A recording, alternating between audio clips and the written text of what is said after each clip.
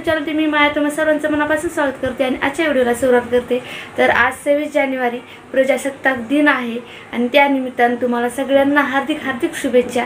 तर तुम्हाला सर्वांना माहितीच आहे 2 वर्ष 11 महिने 18 दिवस डॉक्टर बाबासाहेब आंबेडकरांना हे संविधान लिहिण्यासाठी कालावधी लागलेला आहे आणि आपल्याला 26 जानेवारी 1950 रोजी हे संविधान आपल्या देशासाठी लागू झालेलं आहे आणि त्याच दिवसाला सेलिब्रेट करण्यासाठी दरवर्षी ध्वजारोहण करून 26 जानेवारीला प्रजासत्ताक दिन म्हणून साजरा केला जातो। तर अशा महामानवाला कोटी विनम्र अभिवादन। आणि खरं तर डॉक्टर बाबासाहेब आंबेडकर यांचे आपण खूप ऋणी आहोत। जेवढे त्यांचे उपकार मानावे तेवढे कमीच आहेत। आपल्यासाठी त्यांनी खूप काही केलेलं आहे आणि त्यांच्या संविधानावर आपला अख्खा देश चालतो, तर ही खूप गर्वाची गोष्ट आहे आपल्यासाठी। तरी पुन्हा एकदा हॅपी रिपब्लिक डे।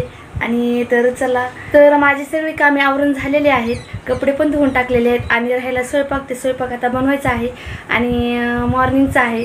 तर आम्ही चहा वगैरे काही करत नाही, डायरेक्ट जेवणच करतात आणि असं कोण करतं ते कमेंट बॉक्समध्ये नक्की सांगा।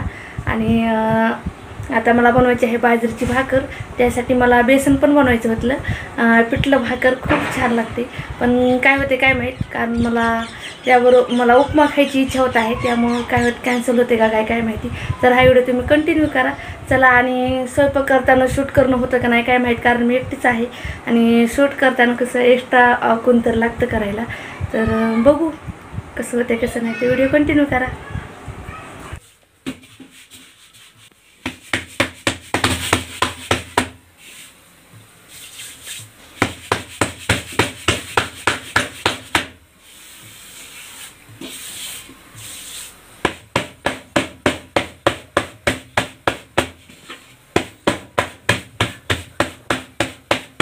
हे ड्युटीहून आल्यानंतर झोपले होते, त्यामुळं वाटलं होतं कोण शूट करेल, पण नेमकंच फुटले होते ते झोपेतून।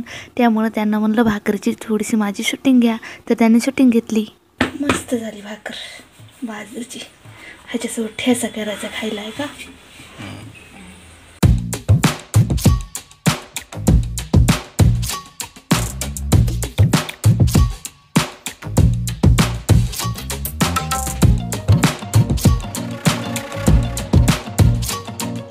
त्याच्यावरलं काय नाही, थोडं पाणी सुकू द्यायचं, पाणी सुकलं झाली आपली भाकर उलट ती।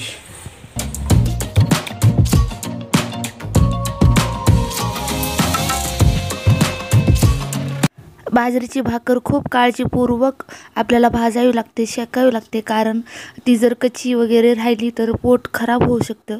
त्यासाठी खूप छान पद्धतीने मी भाजत आहे आणि नंतर फुगते पण। आणि पाहू शकता मी एवढ्या भाकरी करून घेतलेल्या आहेत, शेवटच्या भाकरीची शूटिंग केली खरं तर। 2-3 भाकरी मी एक्स्ट्रा केलेल्या आहेत, कारण नंतर संध्याकाळी उरावा, कारण ह्यांना शिळी भाकर खायला खूप आवडते। जर संध्याकाळी भाकर एक्स्ट्रा टाकावं लागते, कारण त्यांना सकाळी शिळी भाकर खायची असते, कारण त्यांना खूप आवडते। आणि सकाळी करत असेल तर संध्याकाळीसाठी एक्स्ट्रा टाकावं लागतात, कारण त्यांना खूप आवडतात। तर तुम्ही पाहू शकता किती मऊ भाकर झालेली आहे मी केलेली बाजरीची, तुम्ही पाहू शकता एकदम मऊ झालेली आहे। तर कोणाकोणाला बाजरीची भाकर शिळी खाऊ वाटते, कारण ह्यांना तर खूप आवडते शिळी भाकर खायला। तर केव्हा आपण भाकर करताना उलट्या साईडनं छान शेकून घ्यायची, कारण उलट्या साईडनं आपण छान शेकली तर नंतर सोयीशी जर टाकली आपण सवाशी तर भाकर लगेच आपली फुगती। आणि तुम्ही पाहू शकता भाकर फुगत आहे।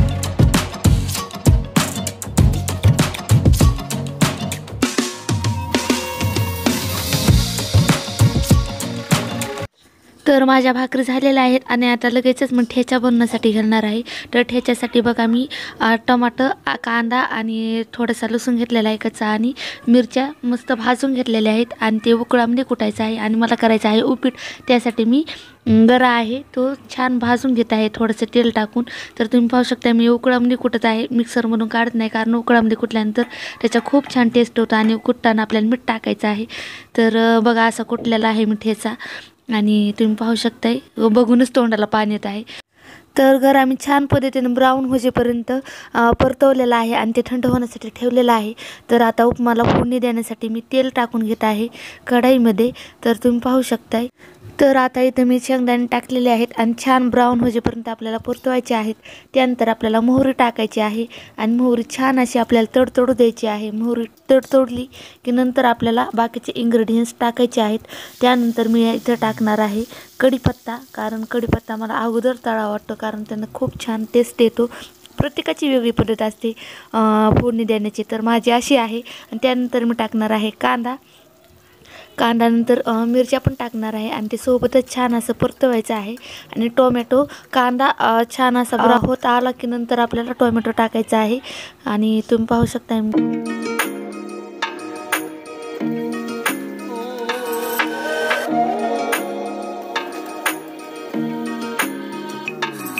सगळे इन्ग्रेडियंट्स खूप छान पद्धतीने मी परतवलेले आहे आणि त्यामध्ये मीठ पण टाकलेलं आहे. आणि त्यानंतर आपल्याला टाकायचं आहे पाणी.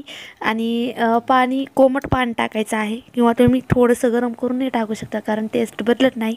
त्यानंतर मी आता गरा टाकत आहे थोडा थोडा आणि त्याच्या गुठळ्या न होऊ देता छान असा हलवून घेत आहे. आणि कुणाला उपमा घट्ट आवडतो, कुणाला थोडासा पातळ, मला थोडासा पातळ आवडतो, त्या अकॉर्डिंग मी गरा टाकून घेत आहे. आणि छान असा हलवून मस्तपैकी त्याला नंतर आपल्याला झाकून ठेवून 2-4 मिनटं आपल्याला शिजू द्यायचं आहे. त्यानंतर आपल्याला खाण्यासाठी आपला उपमा रेडी झालेला आहे. तर तुम्ही पाहू शकता मी झाकून ठेवलेला आहे. उपमा झालेले आहे रेडी. आता ऑमलेट करायचे आहे, तर मी ऑमलेट करेपर्यंत हे प्यायचं पाणी आणणार आहेत. प्यायचं पाणी संपलं आहे. तर तुम्ही पाहू शकता हे पाण्याचा जार आहे आणि ते आपला हात मधात जात नाही, त्यामुळे आपल्याला मधातून धुवा येत नाही. त्याच्यासाठी त्यांनी इटकर थोडीशी फोडली आहे आणि त्याच्यामध्ये टाकून निरमा वगैरे टाकून असं मस्त हालून ते धुतात. आम्ही केव्हाही जार धुवायचा असेल तर असा धुतात, कारण आपला हात तर मधात जाऊ शकत नाही. मग आपण ही छान अशी ट्रिक आहे ते धुण्यासाठी. तर तुम्ही पाहू शकता इथं वाळूमधले ते हे टाकतात गारगुट्या, तर इथं तर ते काय नाही अवेलेबल, त्यासाठी इटकरीचे तुकडे टाकत आहेत आणि हे धुवत आहेत.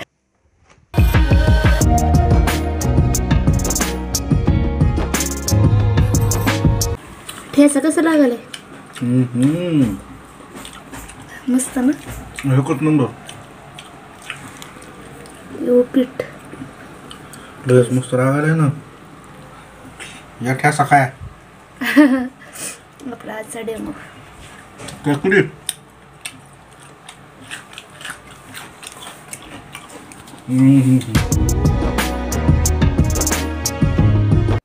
व्हिडिओ आवडले असल्यास नक्की लाईक करा, सबस्क्राईब करा, जास्तीत जास्त शेअर करा आणि भेटूया आपण अशाच एका नवीन व्हिडिओमध्ये. तोपर्यंत बाय बाय.